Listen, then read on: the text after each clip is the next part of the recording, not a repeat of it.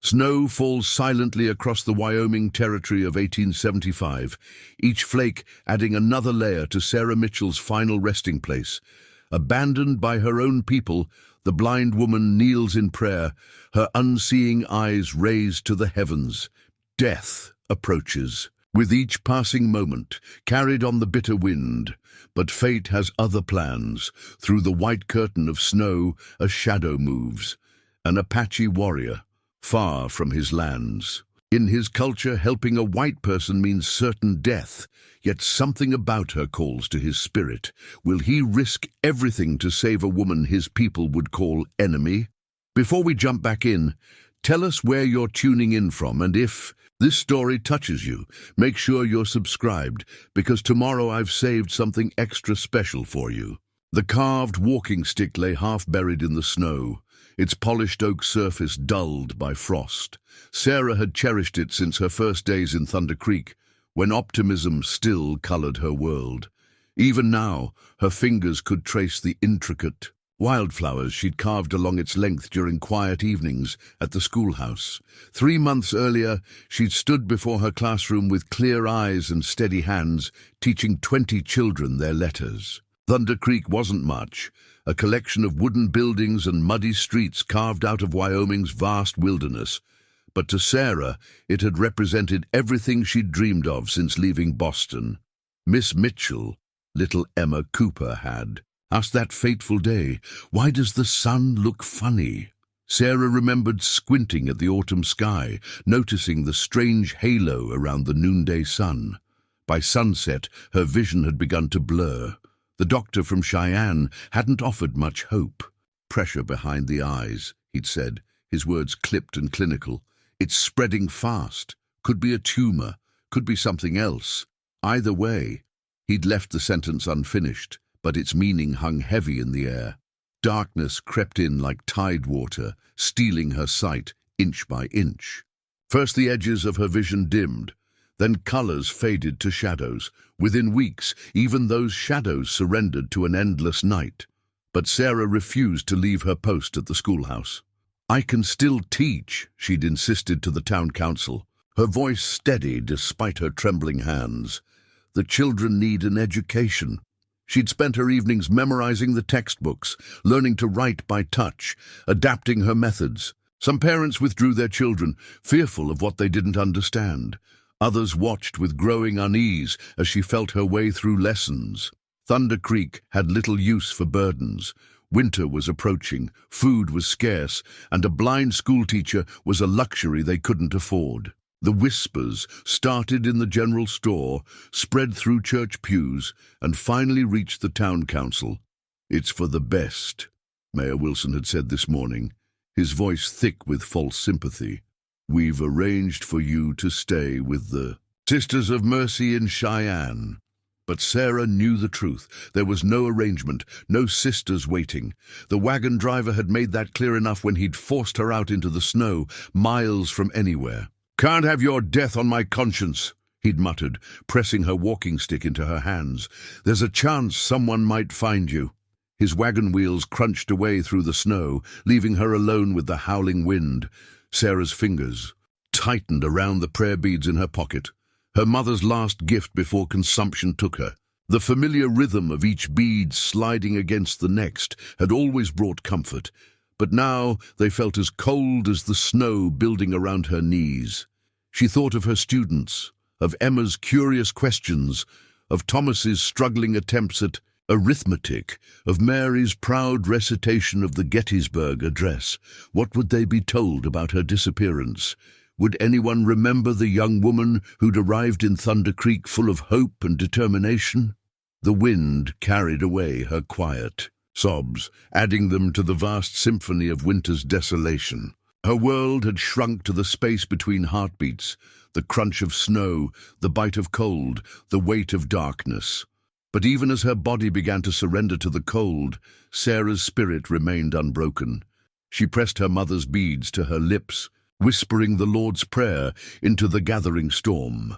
The words that had once guided children through their lessons now became her final testimony to a future she would never see. Tahoka moved like a ghost through the blinding snow, his moccasins leaving barely a trace on the white ground.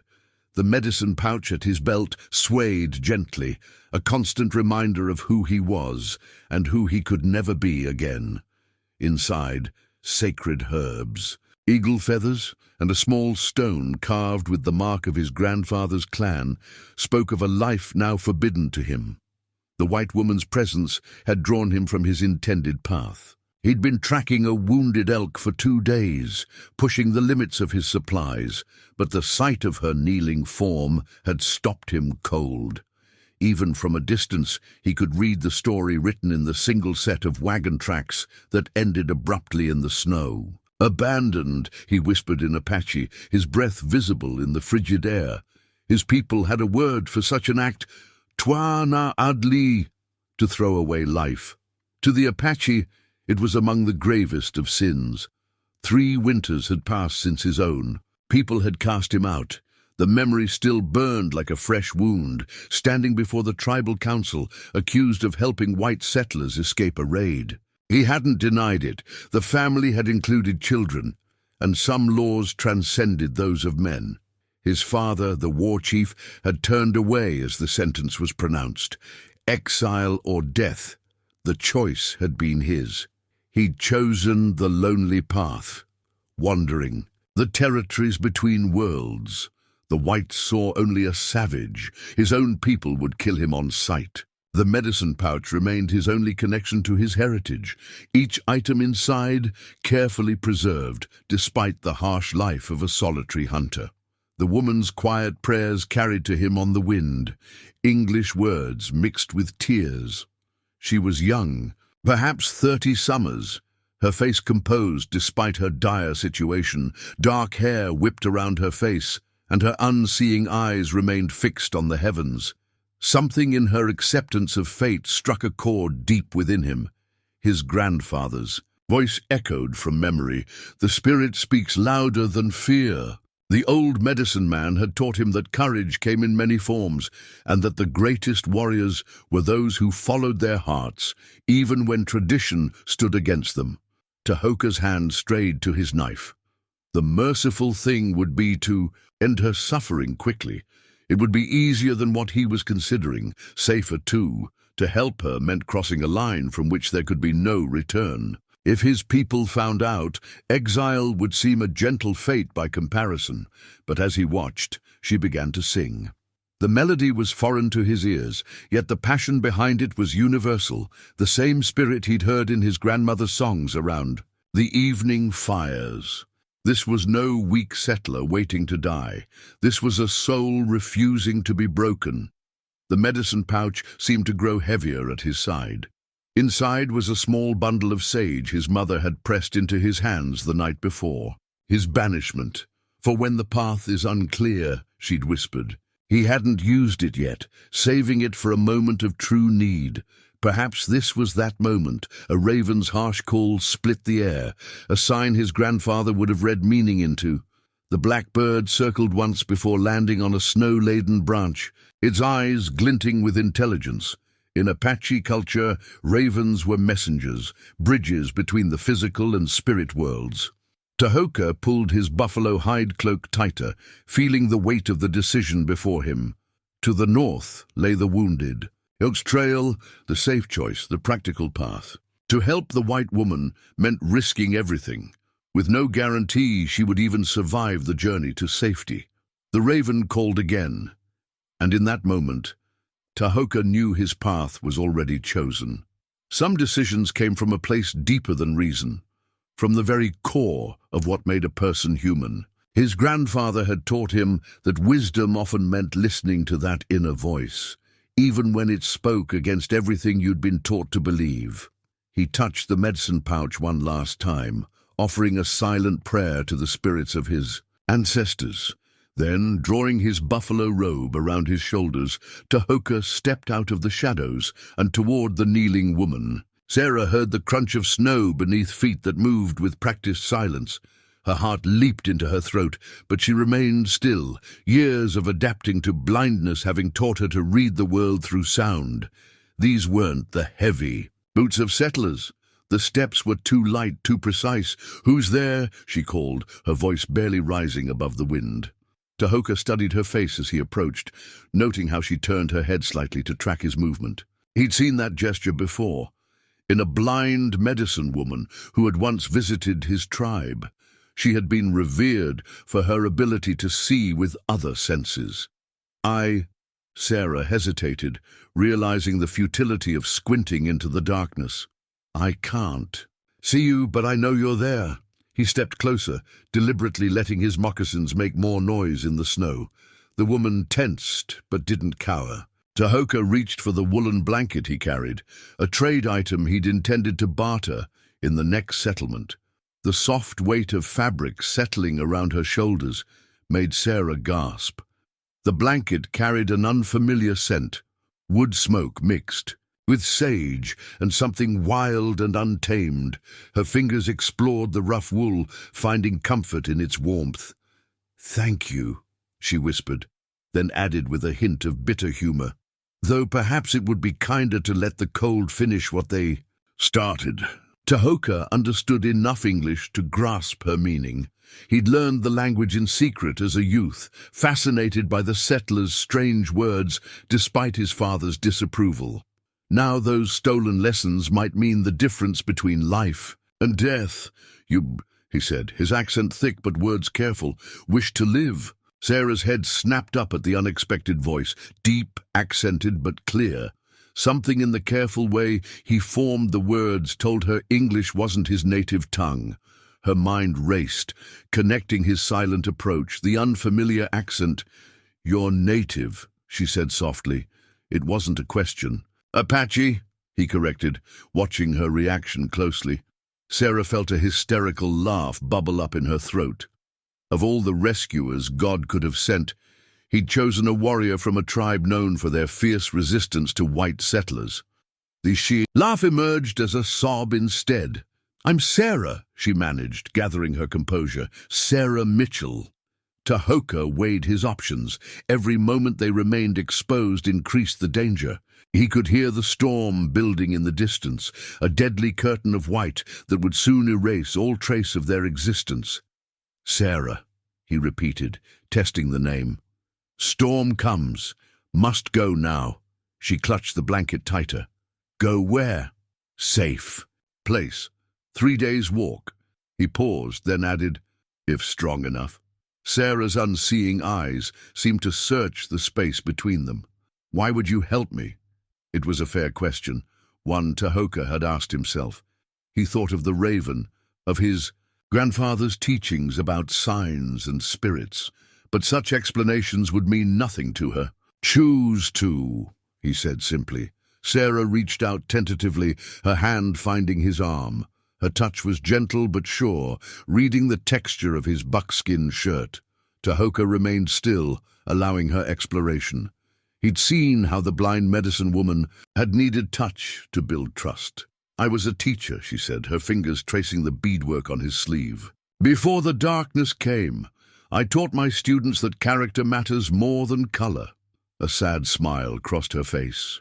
The town council disagreed. Tahoka understood more than the words. He heard the echo of his own exile in her voice. Without ceremony, he pressed his walking stick into her hand. It wasn't the carved one she'd lost in the snow, but a sturdy length of ash he'd been saving for bow-making. "Walk now," he said. "Storm waits for no one."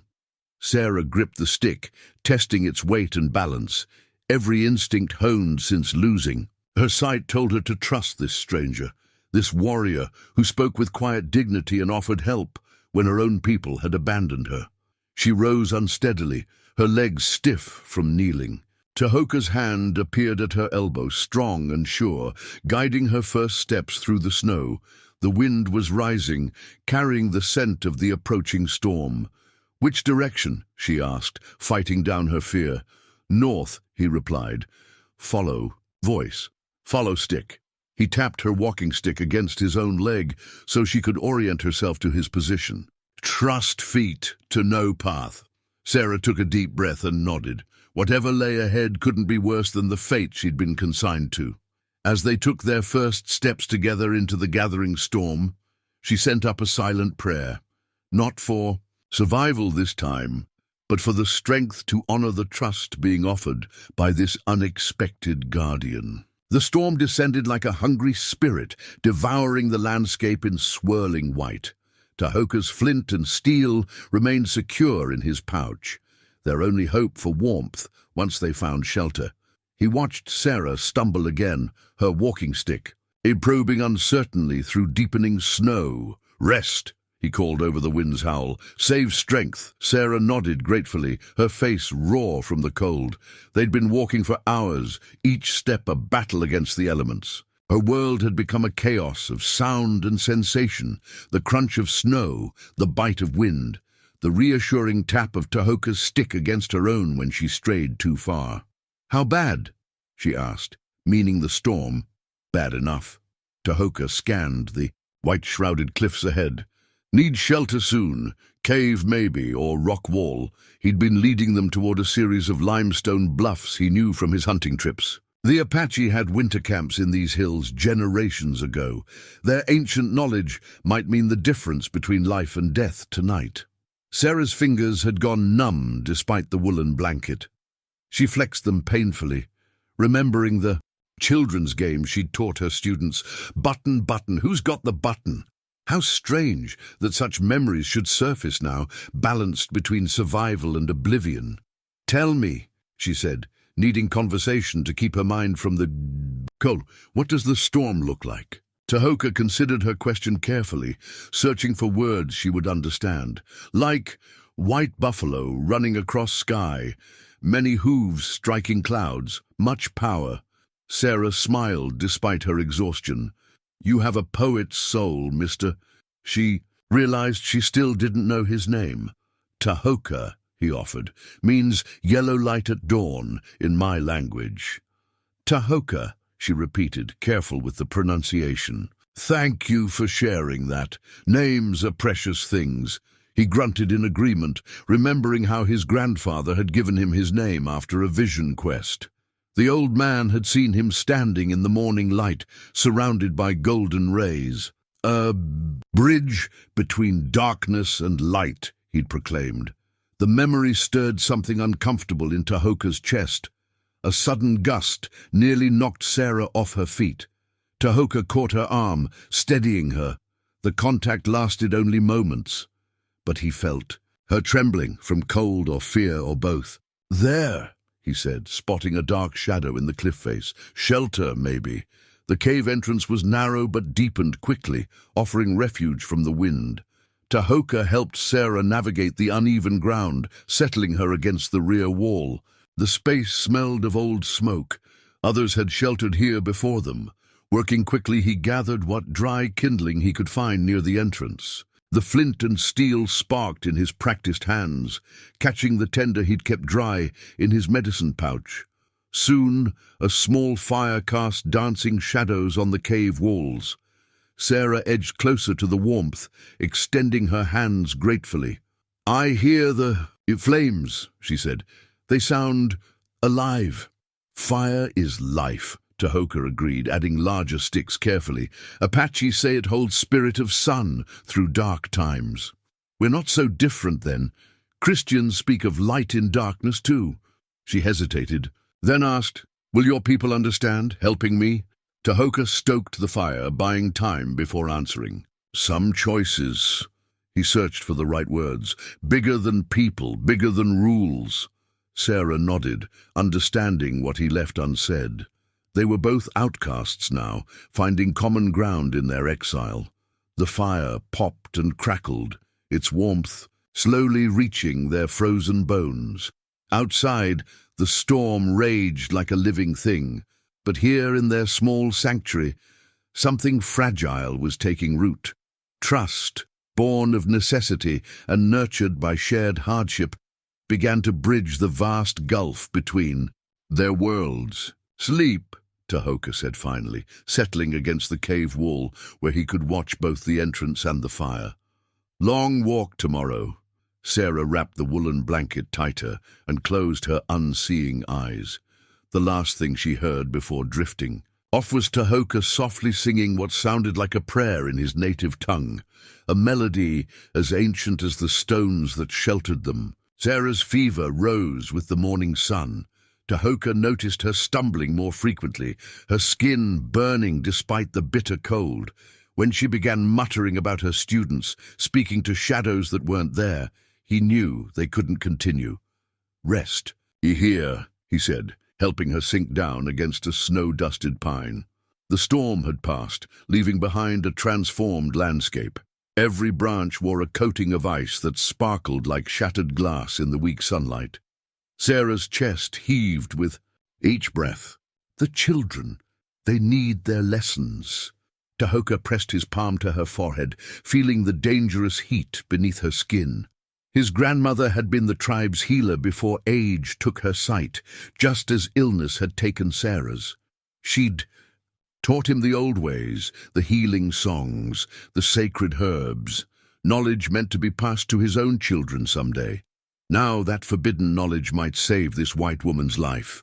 He opened his medicine pouch with reverence, spreading its contents on a clean patch of snow. Each item held power: sage for cleansing, yarrow for fever, willow bark for pain. His fingers found a small leather packet of ground osha root, the bear medicine, potent against the shadow sickness that crept into lungs. "Grandfather," he whispered, "in Apache, guide my hands." Sarah drifted in and out of awareness as Tahoka worked. She felt his strong hands lifting her head, heard soft chanting that seemed to come from very far away. Something bitter touched her lips, a tea that tasted of mountains and wild places. "Drink," his voice commanded. "Medicine strong, help fight spirits of fever." She swallowed obediently, too weak to resist. The liquid burned down her throat, spreading warmth through her chest. Another song began, low and rhythmic like distant thunder. In her delirium, Sarah saw colors again, swirling patterns of red and gold behind her useless eyes. She remembered the last sunset she'd ever seen, how the colors had bled across the sky like watercolors on wet paper. "Beautiful," she murmured, reaching out to touch the visions. Tahoka caught her hand, pressing it gently back beneath the blanket. He recognized the spirit walk of fever, how it opened doors between worlds. His grandmother had said such journeys could heal or harm, depending on the strength of the traveler's spirit. "Tell me," he said, hoping to anchor her with words. "About your students." Sarah's face softened at the memory. "Emma, she loves numbers, makes patterns with twigs during lunch. Mary, her voice is like bells when she reads. Thomas," she coughed, the sound wet and worrying. "Thomas struggles with letters, but oh, how he tries." Tahoka added more osha root to the tea, watching the steam rise in the cold air. His own teacher had been an elder named Running Brook, who had seen something in the quiet boy who preferred healing songs to war songs. "I had teacher too," he offered. "Wise woman. Taught me plants that heal, songs that call spirits." He touched the medicine pouch. "Said knowledge is bridge between peoples." Sarah turned toward his voice, her fever-bright face questioning. "But you're a warrior." "Can be both. Apache way. Warrior protects, healer." "Meant two paths, same journey." She nodded slowly, understanding. "Like teaching. We break down walls, build understanding." Her words slurred as another wave of fever took her. Tahoka began a healing song, his voice rising and falling like wind through canyon walls. It was a song of balance restored, of harmony between earth and sky, body and spirit. The sun crossed the sky as he worked, measuring out herbs, changing compresses, offering sips of medicinal tea. Sarah's breathing gradually eased, her skin cooling by degrees. When she finally fell into true sleep, Tahoka allowed himself to rest. He studied her face in the fading light, no longer the stranger he'd found kneeling in the snow, but someone whose spirit had revealed itself through fever dreams and broken words. She had fought alongside him against the sickness, trusting his medicine despite having every reason for fear. As darkness gathered, he built a small fire and prepared more. Tea, this time adding dried cherries to ease its bitterness. His grandmother had taught him that healing wasn't just about the medicine. It was about caring for the whole person, body and spirit together. Sarah stirred, her face peaceful now. "Smells good," she murmured. "Good medicine," Tahoka replied, relief coloring his voice. "Make you strong again." She reached out, finding his hand in the darkness. "Thank you for not letting me walk alone." The words carried more weight than her fever-weakened voice could hold. Tahoka squeezed her hand, once before releasing it, understanding that some medicines couldn't be found in any healer's pouch. The broken arrow lay in the fresh snow like an omen. Tahoka crouched to examine it, his fingers tracing the distinctive fletching, owl feathers, dyed black with walnut hull. His brother's signature mark. "What is it?" Sarah asked, sensing his tension. Her strength had returned enough to travel, though she still tired easily. "Hunters," Tahoka replied, deliberately keeping his voice calm. "My people." Sarah's hand tightened on her walking stick. "Looking for you?" "Yes." He stood, scanning the pristine landscape. The morning sun cast long shadows across the snow, perfect for tracking. 3 riders, moving fast. He didn't add that they were war party markings on the arrow. His brothers' way of saying this was no casual pursuit. The owl feathers meant a death hunt, sanctioned by the tribal council. Coda had always been one for tradition. "We should move," Sarah said, reading the urgency in his voice. Her other senses had grown sharper during their days together, compensating for her blindness. Tahoka touched her arm in silent agreement. They'd developed a language of gestures, subtle signals that told her when to step high, duck low, or change direction. Now he guided her toward a rocky outcrop where their tracks would be harder to follow. "Tell me about them," Sarah said as they walked. "The ones following us." Tahoka was quiet for so long she thought he wouldn't answer. Finally, he spoke, his words measured. "My brother leads them. Coda means friend in our tongue." A bitter laugh escaped him. Names not always tell truth. Sarah heard the pain beneath his words. "What happened between you?" "I broke tribal law, helped white family escape raid." His voice grew distant with memory.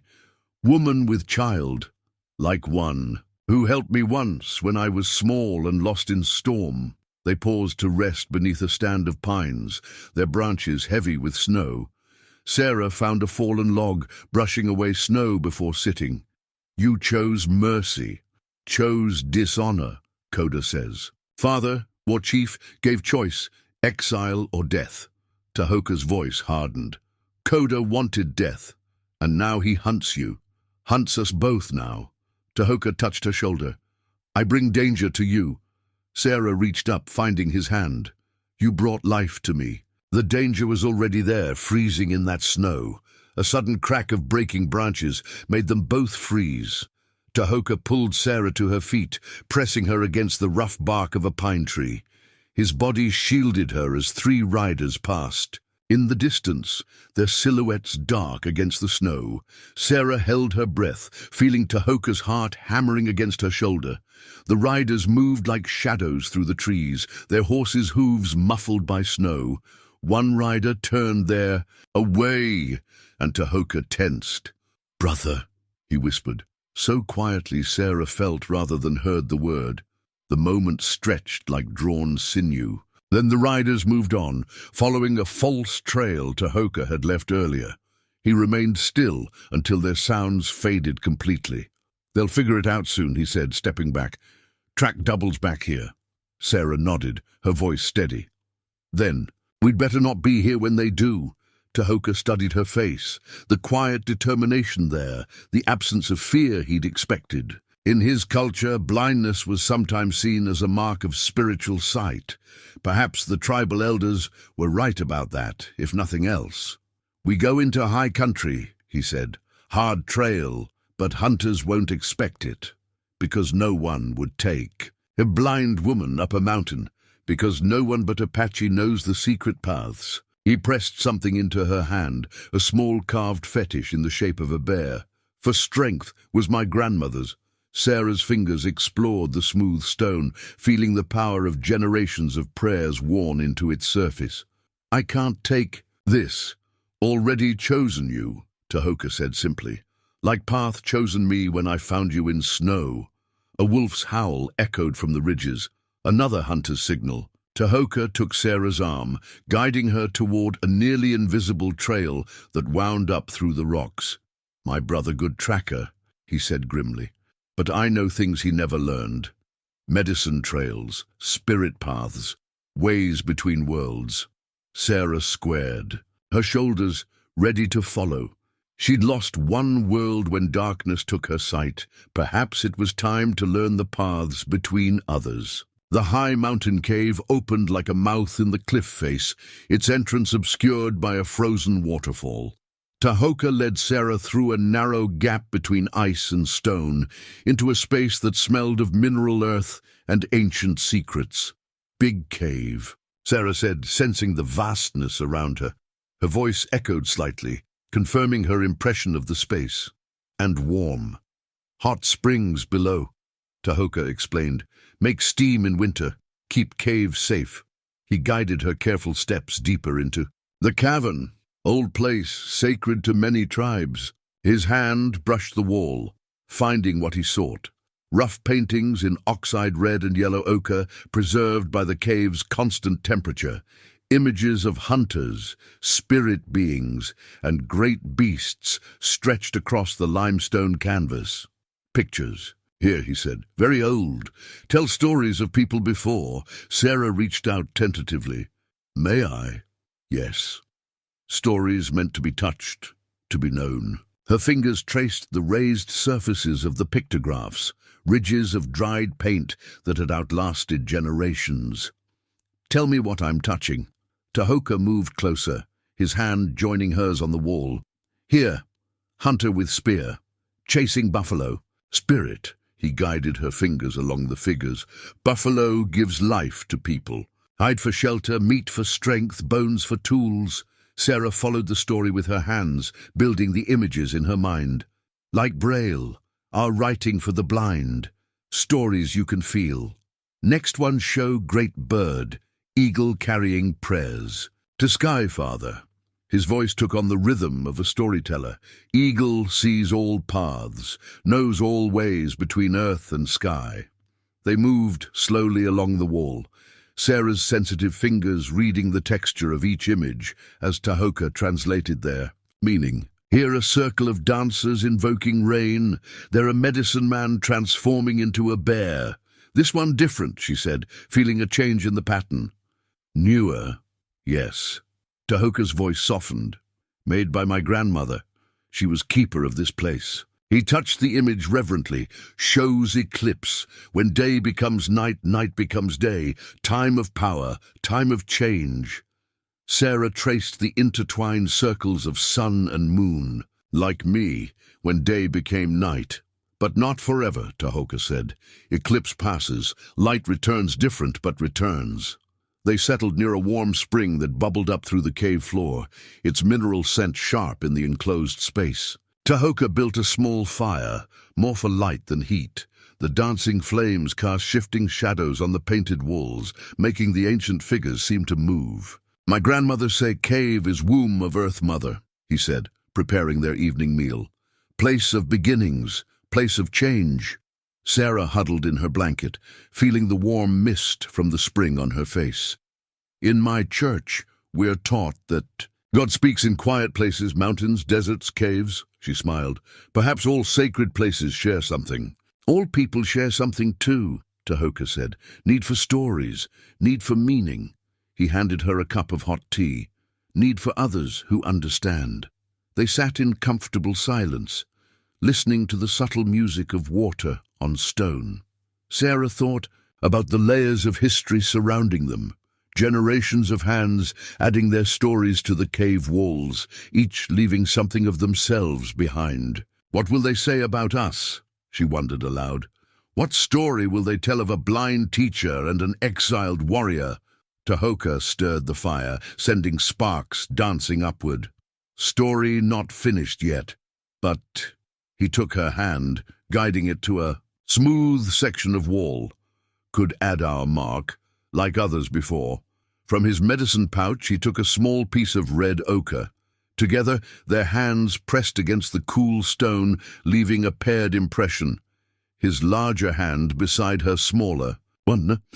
Now we part of cave's memory," he said, "part of sacred place."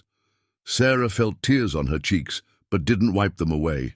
In the darkness of her blindness, she had found something unexpected, a connection to a history larger than herself, a story that stretched back through generations of seekers and survivors.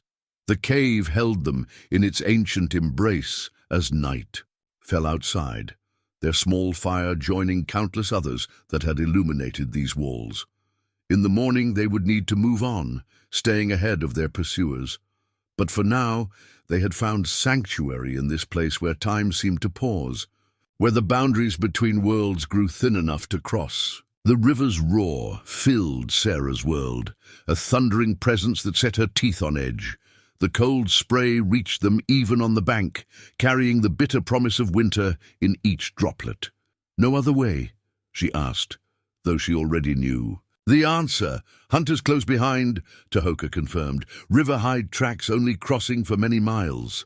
He studied the rope bridge swaying before them, an ancient thing of twisted cedar bark and rawhide, suspended between two cliff faces. His people had maintained it for generations, but this winter's storms had taken their toll. Several secondary support ropes had snapped, leaving the bridge listing dangerously to one side. "Bridge not good," he said honestly, "but will hold." He hoped he spoke truth. Sarah's fingers tightened on her walking stick. "Tell me what we're facing." Rope bridge, very high, water below. He measured the distance with his eyes. 30 paces across. Must go slow. Follow my words exactly. She nodded, her face set with determination. "I trust you." Those 3 words carried more weight than the bridge would ever bear. Tahoka felt their impact like a physical thing, settling in his chest beside his heart. "First, tie together," he said, unwinding a length of rope from his pack. "If one falls, other can hold." He fastened the rope around both their waists, leaving just enough length between them to move. Sarah's hands followed his movements, checking the knots herself, a habit born of necessity since losing her sight. The first step onto the bridge sent vibrations through the entire structure. Sarah gasped as the wooden slats shifted beneath. Her feet but held firm to Tahoka's instructions. "Step only where I step." His voice came from just ahead. "Bridge, tell us we're strong." They moved like dancers in a ceremony, each step carefully placed. The bridge swayed with their movement, ancient ropes creaking. Wind gusted through the canyon, making the whole structure shudder. "Halfway now," Tahoka encouraged. "Doing well, Sarah." Focused on his voice, using it as an anchor point in the chaos of sound around her. The river's roar seemed to come from everywhere, above, below, inside her head. Her world had narrowed to the feel of rough wood beneath her feet, and Tahoka's steady presence ahead. A sharp crack split the air. "Stop!" Tahoka commanded. One of the main support ropes had begun to unravel, its fibers parting one by one. Sarah froze, feeling the bridge tilt further. "What's happening?" "Bridge breaking, must move faster now." His voice remained calm, but Sarah heard the tension beneath it. 3 more steps, large ones. She gathered her courage, remembering the children's game, Mother Maywai, from her teaching. Days, this was a deadlier version, with the river playing the role of unforgiving mother. "Now," Tahoka called. Sarah stepped forward once, twice, and on the 3rd step the bridge gave way. The world tilted crazily. Sarah felt herself falling, a scream torn from her throat. The rope between them pulled taut with a jerk that drove the breath from her lungs. "Hold on!" Tahoka's voice came from above. He had managed to grab what remained of the bridge's support rope with one hand, while the other gripped their connecting line. Sarah dangled in space, the spray from the river below soaking through her clothes. Her unseeing eyes were wide with terror, but her voice stayed steady. What do you need me to do? Climb rope, come to my voice. Hand over hand, Sarah pulled herself up the line that connected them. Her arms trembled with the effort, but she didn't allow herself to stop. Tahoka's constant stream of encouragement guided her upward. Finally, his strong hand seized her arm, pulling her to safety on the far bank. They collapsed together in the snow, breathing heavily, still tied to each other by the rope that had saved Sarah's life. "You trust me?" Tahoka said wonderingly. It wasn't a question. Sarah reached for his hand, finding it unerringly. "And you didn't let go." The moment stretched between them, filled with unspoken things. The river's roar seemed to fade, leaving only the sound of their gradually slowing breaths and the wild beating of their hearts. A distant wolf cry shattered the silence. Their pursuers, closer now. "We must go," Tahoka said reluctantly, helping Sarah to her feet. But he didn't untie the rope that bound them together, and she didn't ask him to. Some bonds, once forged in crisis, become stronger than the dangers that created them. Night settled over their small camp, bringing with it a bone-deep cold that even the fire couldn't fully dispel. Sarah huddled closer to the flames, listening to Tahoka unpack something from his medicine pouch, something that made a soft, rhythmic sound like distant rain. "What is that?" she asked. "Ceremonial drum," he replied. "Small one, for healing songs." A pause, then, "You need medicine tonight." Sarah touched her side where she'd wrenched it during the bridge crossing. "I'm fine. Body remembers fear," Tahoka said gently. "Holds it like frost in ground. Song can help melt it." The first soft tap of his fingers on the drum's taut surface barely carried over the crackling fire. But gradually, the rhythm grew stronger, more complex, like a heartbeat finding its strength. "Among my people," Tahoka spoke between drum beats, "music is bridge between worlds. Physical world, spirit world." The rhythm shifted, becoming more intricate. When body and spirit not in harmony, song brings them back together. Sarah closed her useless eyes, letting the drum beat wash over her. It seemed to bypass her ears entirely, resonating directly in her bones. Her breathing naturally fell into rhythm with it. "Good," Tahoka murmured. "Let drum speak to spirit." He began to sing, his voice low and rich like smoke, though Sarah couldn't understand the Apache words. Their meaning seemed to bypass language entirely. The song spoke of earth and sky, of wind through canyon walls, of eagles riding thermal currents high above the world's concerns. Images formed in Sarah's darkness. Not visual memories, but impressions of sound and sensation. The drum became hooves on prairie grass, became thunder in summer clouds, became her own heart finding its way back to strength. "I can feel it," she whispered. "Like colors in the air." Tahoka's voice grew stronger, and Sarah felt him move to sit behind her. His free hand came to rest lightly on her shoulder, adding touch to the symphony of sensations. The drum spoke of horses running wild and free, of wolves singing to the moon, of rivers cutting through stone one patient drop at a time. Without conscious thought, Sarah began to sway with the rhythm. Her body remembered movement it had never learned, as though the drum was awakening something ancient in her bones. "Song is older than words," Tahoka said between verses, "older than differences between peoples." His hand moved to the base of her neck, working at the knots of tension. "There. Medicine not always come in herbs and teas." Sarah leaned back slightly into his touch, trust overcoming hesitation. The drum's voice filled her world, pushing away the memory of fear, of falling, of darkness closing in. In its place came strength. Not the brittle strength of survival, but something deeper and more enduring. She felt tears on her cheeks but didn't move to wipe them away.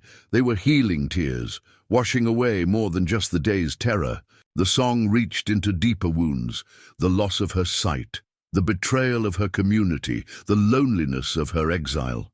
Tahoka's voice shifted, becoming somehow both softer and more powerful. The song spoke now of dawn after darkness, of spring after winter, of hope taking root in frozen ground. His hand moved in slow circles on her back, and Sarah felt warmth spreading through her tired muscles. Without thinking, she began to hum along, not the words, but the heart of the melody. Their voices twined together like smoke rising from the fire, like streams joining to form rivers, like separate paths meeting and continuing as one. The drum's voice gradually softened, returning to the rhythm of a quiet heart at peace. Sarah felt the last vibrations fade into the night air, but the song's power remained, humming in her blood like a second pulse. "Thank you," she whispered into the silence that followed. Tahoka set aside the drum, but didn't move away. "Song choose, Zinger," he said softly. "Like path choose walker, like heart choose where it will go." Sarah turned toward his voice, her face tilted up. The air between them seemed to hold its breath, charged with possibility. His hand still rested lightly on her shoulder, an anchor in her darkness. In that moment, beneath stars they could see and feel but not name. Something shifted between them, like ice breaking up on a river, like spring wind melting winter's grip, like the first notes of a song that had waited generations to be sung. Morning brought a rare stillness to the mountains. Tahoka worked quietly by the rekindled fire, his knife moving with practiced precision over a small piece of wood. Each careful cut revealed what the wood wanted to become: a heart, simple and pure, emerging from the grain like a secret being whispered. Sarah sat wrapped in her blanket, her face turned toward the weak winter sun. "You're carving something," she said. It wasn't a question. Her ears had grown attuned to the subtle sounds of blade on wood. "Small thing," Tahoka replied, speaking to the wood, letting it show its spirit. He studied his work in the morning. Light. The heart was small enough to fit in a palm, smooth on one side, while the other retained the natural texture of bark, a meeting of worked and wild like themselves. "Among Apache," he said, testing each word carefully, "we believe everything has spirit, trees, stones, rivers." He paused, running his thumb over the carving. "Hearts, too." Sarah turned toward his voice, her face softening. "And what do these spirits tell you? Sometimes speak of danger, sometimes of peace." His voice dropped lower. "Sometimes of paths crossing that were meant to cross." He moved to sit beside her, taking her hand and placing the carved heart in her palm. Sarah's fingers explored its surface, reading its story through touch. The smooth side, the rough bark, the way they met in perfect balance. "It's beautiful," she whispered, "like one who holds it." The words hung in the crystal morning air. Sarah's fingers stilled on the carving, her breath catching. "Tahoka!" "I know, many reasons why not." He watched her fingers trace the heart's outline again. "Different peoples. Different ways. Many say impossible. What do you say?" "Say heart has own wisdom, like river finding path through mountains." He covered her hand with his, both of them holding the carving. "Say something stronger than old fears." Sarah turned her face up, unseeing eyes bright with tears. "When I lost my sight, I thought I'd never—" She swallowed hard. "Never feel this way again. Never trust enough." "Trust come like dawn," Tahoka said softly. "Little light, then more, then whole sky changing. But your people, they'd never accept. My people already cast me out. Your people left you to die." His hand tightened gently over hers. "Maybe time to make new way. Find new people." Sarah leaned slightly toward him, drawn by the warmth in his voice. "I hear stories sometimes of others like us. People who crossed the boundaries, chose their own path. Yes, some found new places, made new families."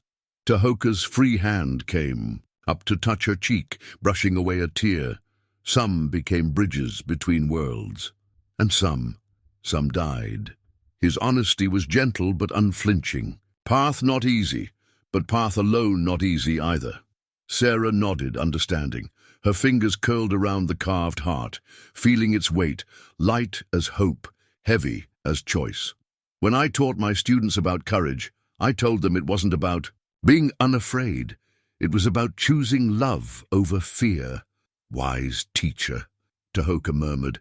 The distance between them had grown smaller, the morning air charged with possibility. Sarah felt his breath on her cheek, warm against the winter chill. Her free hand found his chest, feeling his heartbeat strong and steady beneath her palm. "I choose love," she whispered.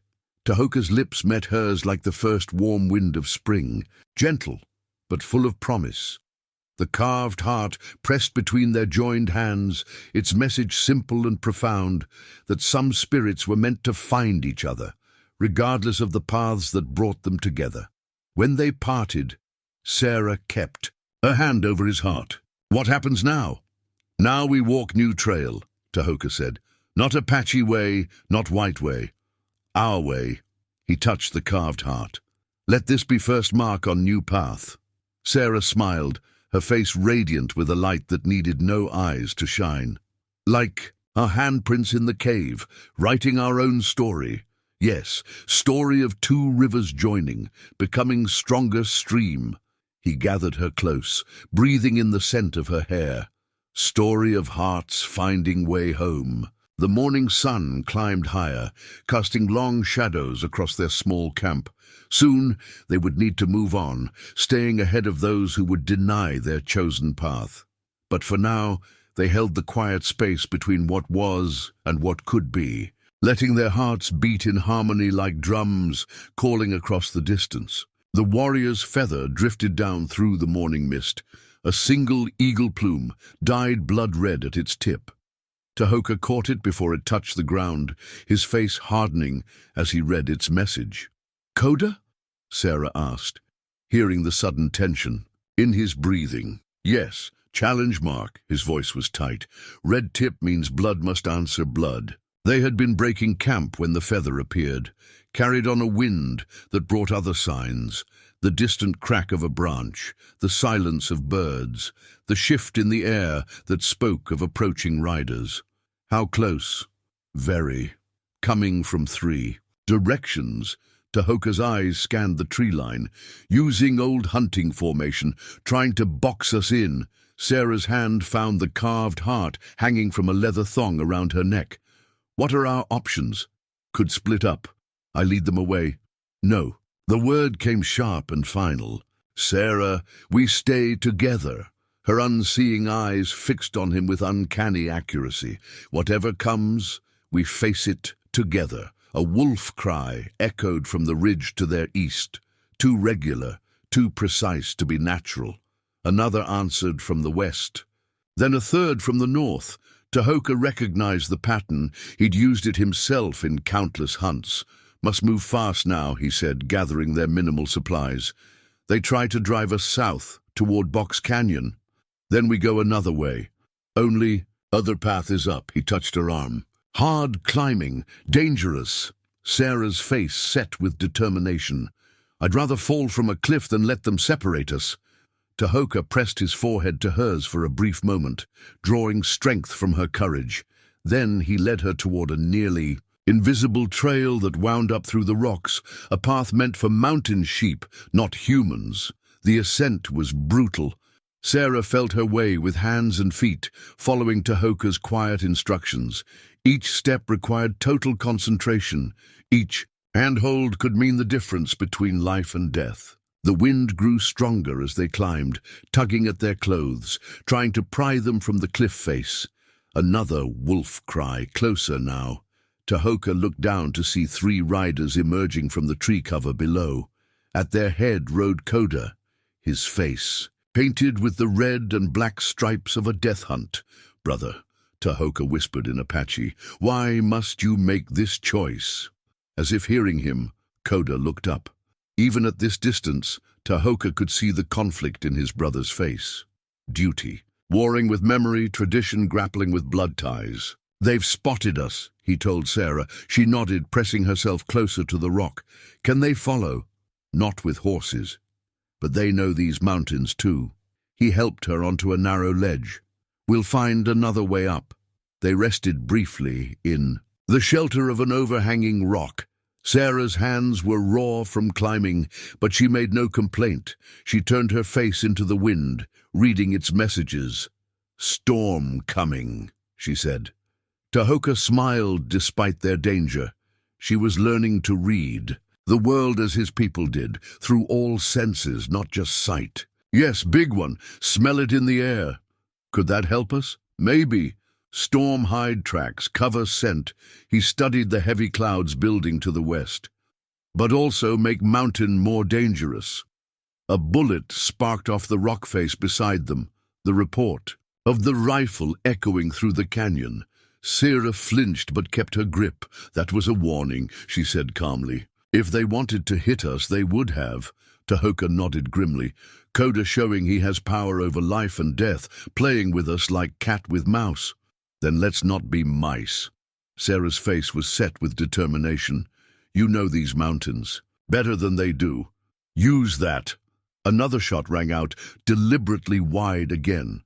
Tahoka's jaw clenched as he recognized his brother's strategy, herding them toward a trap, wearing them down with fear before closing in for the kill. "There is one path," he said slowly, "very dangerous, one my grandfather showed me, sacred trail. More dangerous than staying here?" "Different danger, not of body." He touched the medicine pouch at his belt. "Path goes through spirit places, places between worlds." Sarah reached for his hand, finding it without hesitation. "Then that's our path." The wind was rising now, carrying the first flakes of snow. Below, the hunters were spreading out, beginning their ascent on foot. Time was running out.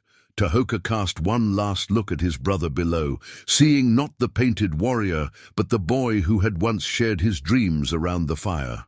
Then he turned away, leading Sarah higher into the gathering storm and whatever mysteries lay beyond. The old hunting lodge stood like a skeleton against the storm-dark sky, its timbers bleached and twisted by countless winters. Here, in this sacred place where Apache hunters once prepared for the great buffalo hunts, Tahoka knew the confrontation would end. "Lodge still holds power," he explained to Sarah as they barricaded the ancient door. "Place of decisions, place of truth." Sarah touched the rough walls, feeling the lingering warmth of past fires in the dry wood. "They're coming." "Yes. Koda knows meaning of this place." Tahoka moved through the lodge, touching points of significance. The central fire pit, the spirit post, the prayer seats of the elders. Here brothers cannot lie to brothers. The storm howled outside, rattling the lodge's bones. Sarah found her way to the center post, grounding herself against it. "Tell me what to expect." Before Tahoka could answer, a voice called out in Apache from beyond the door. Sarah couldn't understand the words, but felt their impact in the way. Tahoka's breath caught. "What did he say?" "Calls me Shadow Walker, one who moves between worlds." Tahoka's voice was tight. "Says I must face judgment of ancestors." The door shuddered under a heavy impact. Sarah's fingers found the carved heart at her neck, drawing strength from its familiar contours. "Can we fight?" "Not with weapons." Tahoka touched her cheek briefly. "With truth only." The door burst inward in a swirl of snow and wind. 3 figures entered, Koda in the lead, his face terrible with ritual paint, flanked by 2 younger warriors whose eyes showed uncertainty beneath their fierce expressions. "Brother," Koda said in English for Sarah's benefit, "you dishonor this sacred place by bringing a white woman here. No dishonor in offering shelter to one in need." Tahoka stood between Sarah and the intruders, unarmed but radiating authority. "You forget teachings of grandfather." "I forget nothing," Koda's voice cracked like thunder. "You are the one who forgets, who betrays his people, his blood, his way." "The way is not what you think, brother." Tahoka's voice remained calm. "Grandfather taught us spirits see no color, show no hatred." "Spirits?" Koda spat. "Spirits watch. Our people fade, our lands shrink, our children learn white man's words." "And you would take a white woman as mate?" Sarah stepped forward, her face proud despite her blindness. "I don't come to take anything from your people. I come offering understanding. Bridge building." "Bridges?" Coda laughed bitterly. "Bridges. Bring more whites with their guns and papers. No, better to burn all bridges." He pulled a torch from his pack, touching it to a ready flame. The dry wood of the lodge would catch like tinder. "Think, brother," Tahoka pleaded. "This place holds 300 summers of our people's prayers. Would you burn our own history?" "History dies anyway," Coda said, but his hand trembled. "Everything changes, everything burns." "Yes," Sarah said suddenly, her voice cutting through the tension. "Everything changes. I was a teacher who lost her sight. Tahoka was a warrior who chose mercy. Change isn't death, it's life finding new paths." The torch wavered in Coda's grip. Outside, the storm reached its peak, transforming the world with its wild power. The lodge creaked and moaned, ancient timbers speaking with the voices of countless ancestors. "The spirits are here," Tahoka said softly. "Ask them, brother. Ask if hatred is the way." Coda stood frozen, torch held high, caught between duty and doubt. The two younger warriors exchanged glances, then slowly backed away from their leader, reading the power that filled the lodge. "I remember," Coda whispered, his voice suddenly that of a young boy. "When grandfather told us stories here. Stories of change, of adaptation, of survival through wisdom rather than war." "Yes." Tahoka stepped closer to his brother. "Those stories live in us still." The torch dropped from Coda's hand, rolling harmlessly across the dirt floor. He sank. To his knees, the fierce paint on his face streaked with tears. "What have we become?" he asked the shadows. "When did we start fighting change instead of dancing with it?" Tahoka knelt beside his brother, while Sarah stood silent witness to the breaking of chains centuries old. The storm raged on, but within the lodge, something else was burning, not the dry wood and sacred beams, but the barriers built by fear and pride. "The way forward," Tahoka said gently, "lies not in holding to what was, but in carrying forward what matters most. Honor, compassion, truth." Coda looked up at Sarah, seeing her now not as an enemy, but as his brother's chosen path.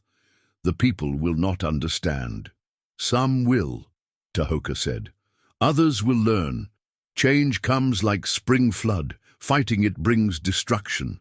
Dancing with it brings new life." Dawn broke over the mountains, painting the snow-covered world in shades of rose and gold. The storm had passed, leaving behind a landscape transformed, familiar shapes made new under their blanket of white. An eagle's cry pierced the morning, silence as it soared overhead, a single feather floating down, to land at Sarah's feet. Tahoka picked it up and pressed it into her hands. Eagle feather, sign of new beginning. They stood outside the lodge, breathing in the crisp aftermath of storm and struggle. Inside, Coda slept, exhausted by the night's emotional battle. His two young warriors had departed at first light, carrying word back to the tribe, not of death or capture, but of transformation. "What happens now?" Sarah asked, her fingers gentle on the feather's soft edges. "Now we make new way." Tahoka watched the sun rise, thinking of his grandfather's teachings, about cycles of death and rebirth. "Coda will speak to council. Some will listen, some will not. And us? Us." He took her hand, warming it between his own. "Us have much work, many trails to walk between worlds." Sarah leaned into his strength, feeling the steady beat of his heart. "I've been thinking about teaching, not just reading and writing, but understanding, building bridges between peoples." "Good medicine," Tahoka agreed. "Knowledge, like river, grows stronger when streams join." He led her carefully through the new snow, each step breaking fresh trail. The lodge stood behind them, no longer a place of confrontation but a marker of change, its weathered walls holding the story of their night of truth. "I see now," Sarah said softly. in ways I never could before. Lost my eyes, but found new vision. Tahoka stopped, turning to face her. Tell me what you see. I see a world where differences make us stronger, not weaker. Where your medicine songs and my schoolroom lessons both have place. Her unseeing eyes were bright with purpose. Where children learn to walk in many worlds. A smile warmed Tahoka's voice. Grandfather say wisdom comes not from eyes, but from heart that stays open. Your grandfather was a wise man. Yes, would have liked you. He touched her cheek gently. Would have seen your spirit, bright like morning star. They walked on, making plans with each step. There was a valley Tahoka knew, 3 days' journey north, a place where different tribes had traded peacefully for generations, a place where boundaries blurred and old hatreds held no power. Could build there, he said. Make place for learning, for healing. Place where all paths welcome. Sarah's face lit up with possibility. A school, but not like any school that's been before. Where Apache children could learn to read and write, and white children could learn the wisdom of your people. Place of many medicines, Tahoka agreed. Songs and books, stories and numbers, all trails leading to understanding. The sun climbed higher, setting the snow-covered world ablaze with light. Sarah felt its warmth on her face, remembering how she'd once thought her teaching days were over. Now she saw a greater purpose emerging from the darkness, not just teaching children to read, but teaching hearts to open. Will be hard trail, Tahoka cautioned. Many obstacles. Good thing I have a skilled guide, Sarah smiled, squeezing his hand. And you have a stubborn partner. The eagle cried again, circling overhead as if blessing their plans. Tahoka watched. It soared, remembering his grandfather's words about eagles. How they soar not just with eyes, but with spirit. How they rode the winds of change instead of fighting them. When I found you in snow, he said quietly, thought spirits were testing me. Now see, they were teaching me. Teaching us both, Sarah corrected, her free hand touching the carved heart at her neck. About courage, about trust, about love that's stronger than fear. They stood together in the newborn day, their joined tracks stretching behind them like a story written in snow. Ahead lay uncertainty, challenge, the hard work of building something new. But they faced it together, their hearts beating in rhythm, like drums calling across the distance between worlds. The eagle's feathers stirred in Sarah's hand, a token of flight, of freedom, of seeing beyond the obvious. Like them, it was a bridge between earth and sky, between what was and what could be, a reminder that the greatest journeys often begin with a single step away from the known path, into the blessed uncertainty of love's wider vision. The valley opened before them like a cupped hand, sheltered by mountains on 3 sides. A clear spring bubbled up from the earth, its voice a constant song of welcome. Tahoka helped Sarah kneel beside it, guiding her hands to the water. Cold, she gasped, feeling its icy purity. Like drinking starlight.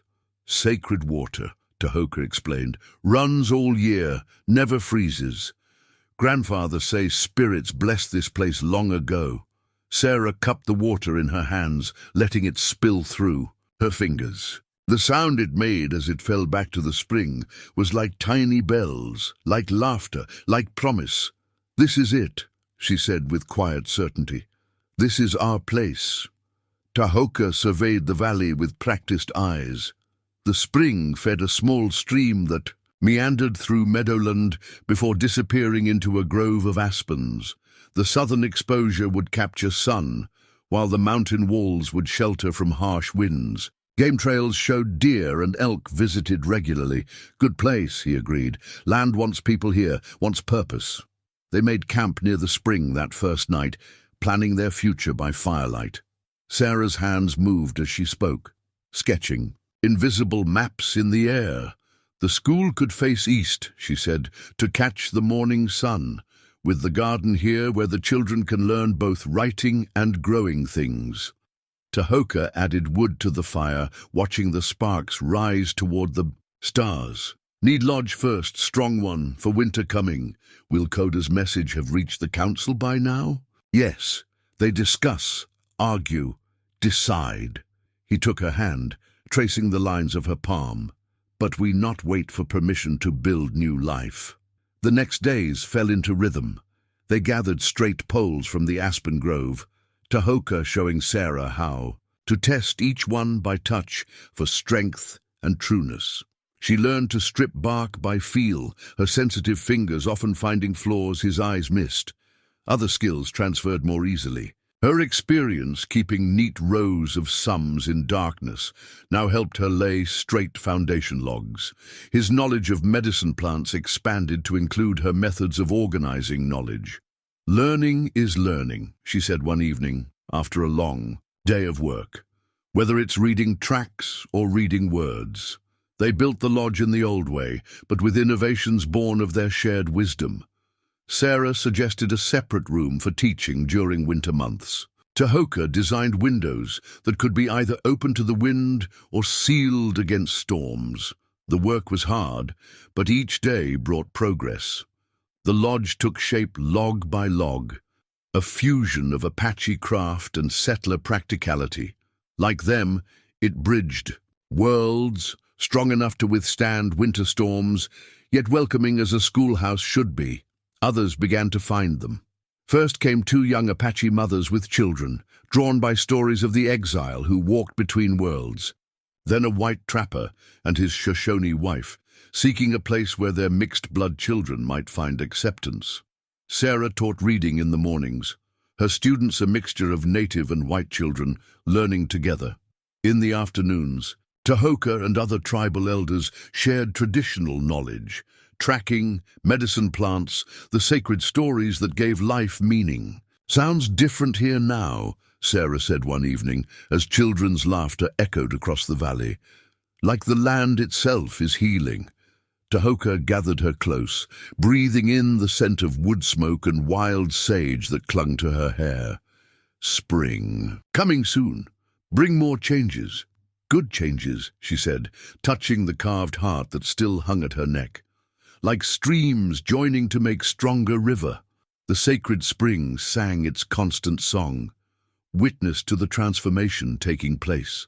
In its valley, where once there had been emptiness, now life took root, not just in the lodge they'd built or the gardens they'd planted, but in the space between cultures where understanding grew like medicine flowers after rain. Each night, before sleeping, they would stand together at the spring.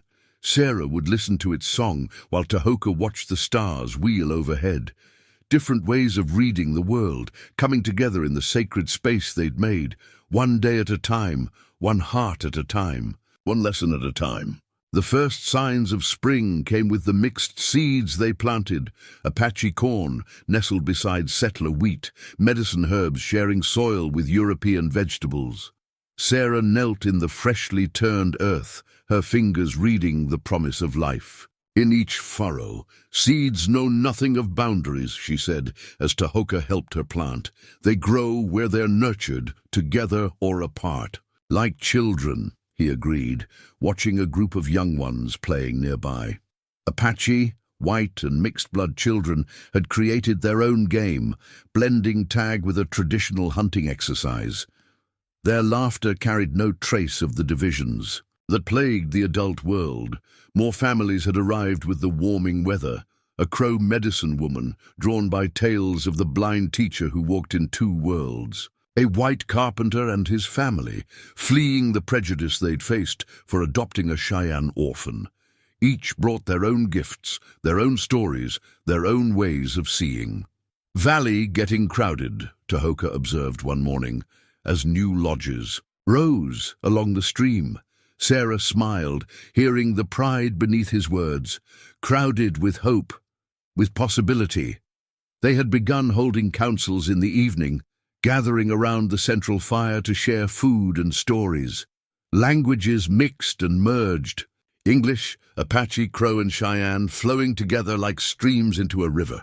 Children especially moved easily between tongues, teaching each other words and games with the fluid grace of youth. The medicine woman, Gray Birch, had taken to working with Sarah, combining traditional healing with the organization methods Sarah had developed for teaching without sight. Together, they created a new way of cataloging plants and treatments accessible to both cultures. Knowledge grows stronger when shared, Gray Birch said, showing Sarah how to identify plants by touch and smell. Like your garden, different plants make soil richer. New traditions emerged organically. When a child learned to read their first word, they also learned its name in other languages. When they mastered a traditional skill, they wrote about it in the community's growing collection of books. Tahoka found himself bridging worlds in ways he'd never expected. His warrior's skills turned to teaching safety and respect for the land. His hunter's knowledge became lessons in conservation and balance. The medicine songs of his youth wove together with Sarah's hymns, creating something new, yet anchored in the old ways. One evening, as the community gathered for the evening meal, a rider appeared at the valley's entrance, Koda, his face free of war paint carrying a white flag. "Brother," he called, dismounting.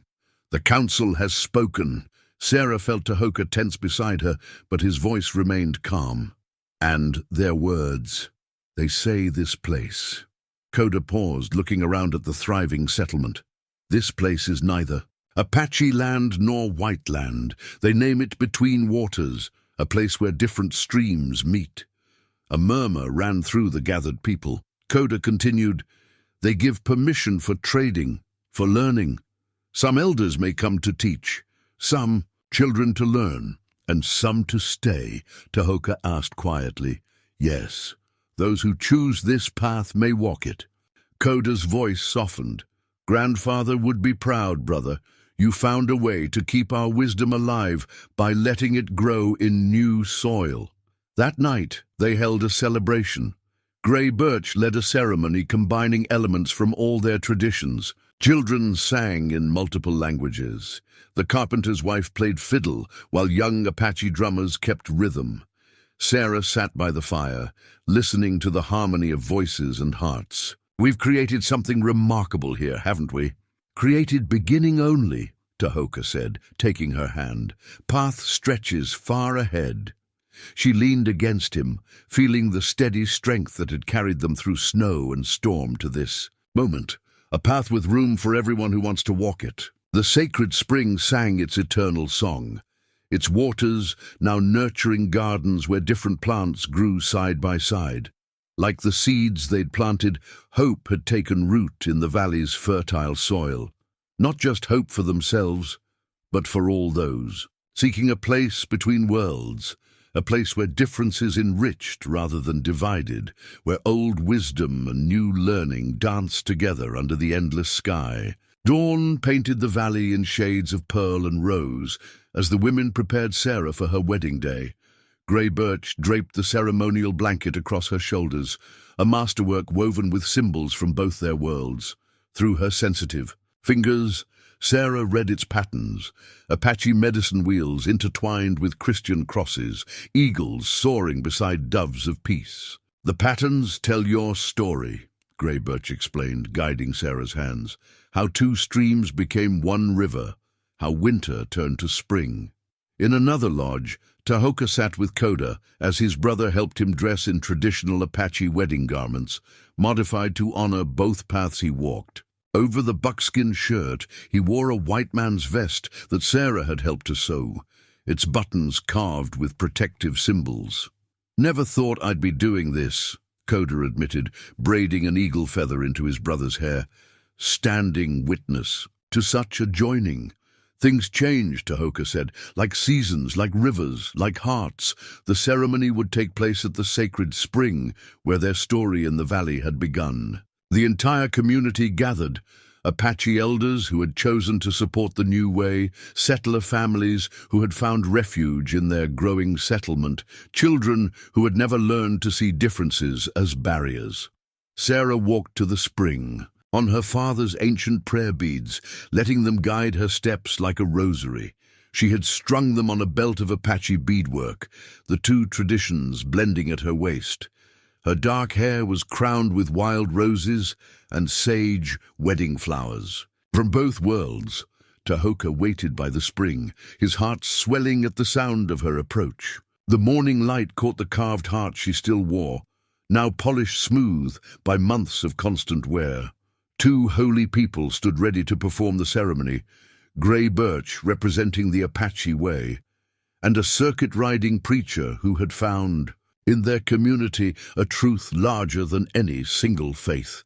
They would speak in both languages, weaving together two traditions into something new and strong. "We gather at this sacred water," Grey Birch began in Apache, the preacher translating, "where different streams join to make a mighty river. Like these waters, these two hearts flow together, making a new path across the earth." Sarah and Tahoka stood facing each other, their hands joined over the spring. The water's song provided harmony as Grey Birch sang a medicine song of union, her voice rising pure and strong into the morning air. The preacher opened his Bible, reading from the Song of Solomon. "Many waters cannot quench love, neither can floods drown it." The ancient words echoed off the valley walls, mingling with the lingering notes of the Apache song. "2 years ago," Sarah said, her voice clear and strong, "I thought I had lost everything when I lost my sight, but in that darkness I found a deeper way of seeing, found love that transcends all boundaries." Tahoka squeezed her hands gently. "When I found you in snow, thought I was saving your life. Instead, you helped save my spirit, showed me way to honor old wisdom while walking new path." They exchanged tokens that symbolized their union. Around Tahoka's neck, Sarah placed a silver cross that had been her mother's, now hanging from a strand of Apache beads. Around her neck, he placed a medicine pouch containing earth from both their people's sacred grounds, mixed together as their lives had mixed. The wedding blanket was wrapped around them both, binding them together as Grey Birch and the preacher spoke words of blessing in their respective traditions. But the most powerful ceremony came from the community itself. One by one, people stepped forward, Apache and settler, young and old, each adding their own prayers and gifts to the union. Children scattered petals of wild roses mixed with sage. A crow woman sang her people's marriage song. The carpenter's wife played a gentle hymn on her fiddle, while Apache drums kept time. As the ceremony ended, the morning sun broke fully over the mountain rim, setting the spring's waters ablaze with light. Sarah felt its warmth on her face like a benediction. "Look how they shine," a child's voice carried clearly across the gathering, "like they're glowing from inside." Sarah smiled, squeezing Tahoka's hand. She didn't need eyes to see the truth of those words. Their love did glow from inside, lighting a path for others to follow. Their union was more than a marriage. It was a bridge, a promise, a new way forward. The sacred spring sang its eternal song as the celebration began, a feast that would combine foods and customs from all their traditions. Like the waters that had drawn them here, like the love that had transformed them, their communities had merged into something greater than the sum of their parts. Years later, a young girl sits by the sacred spring, carefully carving notches in a story stick while her grandmother speaks.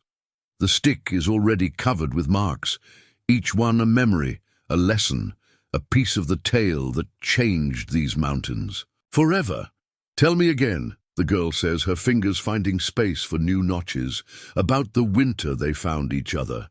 Sarah's unseeing eyes crinkle with smile lines as she touches the carved heart that still hangs at her neck, smooth now from decades of wearing. Though her hair has gone fully silver, her voice remains strong, carrying the power of a story that needs to be remembered. "It was the coldest winter anyone could remember," she begins, as she has 100 times before, "a time when hearts were as frozen as the land itself." From across the settlement, now grown into a thriving town, comes the sound of Tahoka's voice leading the afternoon lessons. He teaches the old ways alongside the new, helping a generation of children learn to walk confidently between worlds. His warrior's strength has mellowed with age into elder's wisdom, but his love for Sarah still burns as bright as the day he found her in the snow. Their legacy lives in more than just stories. It grows in the gardens where Apache corn still twines, with settler wheat, in the schoolhouse where children learn to read and write in multiple languages, in the healing lodge where grey birch's apprentices practice medicine that bridges cultures. The story stick says this place has grown beyond what you dreamed, the girl says, running her fingers over the notches that mark each year's events. Sarah smiles, remembering those first difficult days. Dreams grow when you share them, little. Like seeds in good soil. The afternoon sun warms the spring's ancient stones as children play nearby, their games and songs a fluid mix of cultures. Some bear the features of their Apache ancestors, others the coloring of European settlers, and many the beautiful blending of both. To them, the divisions that once seemed so insurmountable are as insubstantial as morning mist. A young boy runs up, proudly showing Sarah a paper where he's written his name in both English letters and Apache symbols. She traces the characters with practiced fingers, praising his careful work. He's the son of a Crow mother and a white father, learning to love both sides of his heritage in this place between worlds. Tahoka joins them as the sun begins to set, sitting beside his wife with the easy familiarity of long love. He takes her, and their fingers intertwining like the roots of trees that have grown together over many seasons. The council meets tomorrow, he says. More settlements want to learn our way. Build their own bridges. Sarah nods, not surprised. Word of their success has spread far across the territories. Other communities have begun to see that there is strength in unity, wisdom in acceptance, and hope in the space between traditional boundaries. Grandfather's vision was right, Tahoka continues softly. Change like river. Fight it, you drown. Dance with it. It carries you to new places. The girl adds another notch to her story stick, marking this moment. Will people remember? She asks. About the blind teacher and the warrior who changed everything? They'll remember, Sarah says, touching the carved heart one last time. Not because of us, but because of what we built together. Because love is stronger than fear, and hope is stronger than hatred. As darkness settles over the valley, the sacred spring continues its eternal song. Its waters still run sweet and clear, nurturing the gardens where different plants grow side by side, teaching the same lesson that Sarah and Tahoka learned that desperate winter day, that the greatest journeys often begin when we step off our known paths, and the strongest bonds are forged in the spaces between worlds. The story stick is nearly full now, but there's always room for one more notch, one more tale, one more dream of what might be possible when hearts open to love's wider vision. In this valley called Between Waters, tomorrow's story is still being written, one heart at a time.